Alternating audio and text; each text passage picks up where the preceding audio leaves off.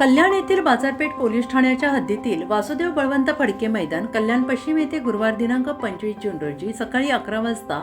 दंगा काबू योजना रंगीत तालीम पार पडली। अप्पर पोलीस आयुक्त पूर्व प्रादेशिक विभाग संजय जाधव यांच्या आदेशानुसार परिमंडळ 3 अंतर्गत येणाऱ्या सर्व पोलीस ठाण्यांच्या अधिकारी आणि अंमलदारांचा सहभाग या सरावात होता। या रंगीत तालिमीद्वारे दंगलीसारख्या आपत्कालीन परिस्थितीत पोलिसांनी कशा पद्धतीने प्रतिसाद द्यावा, जमावावर नियंत्रण कसे मिळवावे, तसेच विविध यंत्रणांमध्ये समन्वय साधून कायदा आणि सुव्यवस्था कशी राखावी याचे प्रात्यक्षिक करण्यात आले। यावेळी पोलीस उपायुक्त कल्याण परिमंडळ अतुल झेंडे,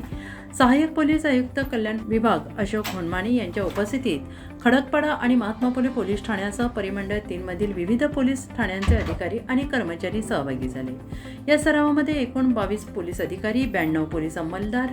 3 DI, 1 बिगलर, CRM मोबाईल पथके, zone 3 striking force, 1 SRPF platoon, 1 रुग्णवाहिका, 1 अग्निशमन दलाचे वाहन सहभागी झाले। पोलिसांची आपत्कालीन परिस्थिती हाताळण्याची तयारी अधिक सक्षम करण्याच्या उद्देशाने नियोजित करण्यात आलेल्या या रंगीत तालिमीतील आयोजनामुळे अधिकारी कर्मचाऱ्यांचा समन्वय आणि कार्यक्षमता अधिक बळकट होणार असल्याचं पोलिसांकडून सांगण्यात आलं आहे।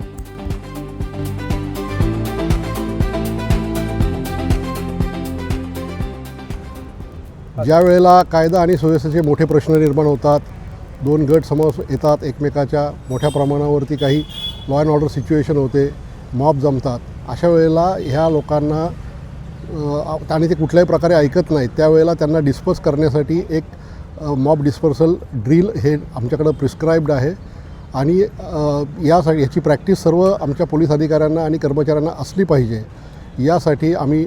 आमच्या इथे कल्याणमध्ये झोन 3मध्ये आणि झोन 4मध्ये याची प्रॅक्टिस आम्ही आयोजित केलेली आहे, ज्याच्यामुळे आमच्या कर्मचाऱ्यांना त्याचा सराव होईल, अधिकाऱ्यांना सराव होईल, त्याच्यातली इक्विपमेंट्स वापरण्याचा सराव होईल आणि अशा कुठल्याही एखाद्या ठिकाणी जो लॉ अँड ऑर्डर क्रिएट होईल त्यावेळेला आमचं पोलीस दल हे सुसज्ज आहे, त्याचं डेमॉन्स्ट्रेशन पण होईल। या सगळ्या उद्देशाने आम्ही हा सराव घेत आहोत आणि या सरावामुळे आमच्या सर्व कर्मचारी आणि अधिकाऱ्यांना एक चांगला कॉन्फिडन्स तयार होईल आणि येणाऱ्या कुठल्याही लॉ अँड ऑर्डरला आम्ही त्या संदर्भामध्ये तोंड देऊ शकू।